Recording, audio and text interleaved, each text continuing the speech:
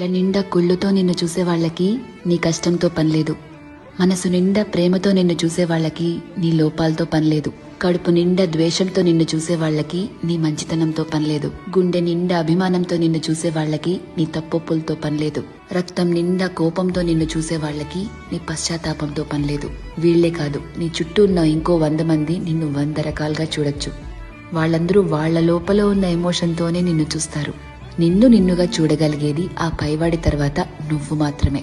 ఎప్పుడైతే నువ్వు నీలో ఉన్న తప్పులు ఒప్పులు, మంచి చెడు, నీలో కోపాలు, నువ్వు చేసే మోసాలు, నీలో మార్పులు, నువ్వు పడే పశ్చాత్తాపాలు, నీ చుట్టూ బాధ్యతలు, నీ ఆశలు, వాటికై నీ కష్టాలు, దేవుడిచ్చిన లోపాలు, నీ ప్రయత్నాలు, ఇలా ఎదుటి వాళ్ళని జడ్జ్ చేయడానికి మనం వెతుకుతూ ఉంటామే, వాటన్నిటి ద్వారా నిన్ను నువ్వు చూసుకోగలిగితే ఎలా అన్బయాస్డ్ గా, లాయర్లా కాదు జడ్జి లాగా, అప్పుడు నువ్వేంటో నీకు అర్థమవుతుంది కదా.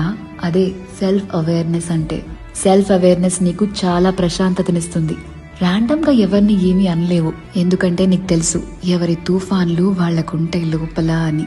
ఒకరిని జడ్జ్ చేయడం చాలా ఈజీ అబ్బా, కానీ నిన్ను నువ్వు జడ్జ్ చేసుకోగలిగితే personal growth, peace of mind అన్నీ దొరుకుతాయి. అందుకే నిన్ను నువ్వు తెలుసుకుంటూ ఉండు, బాగుంటుంది.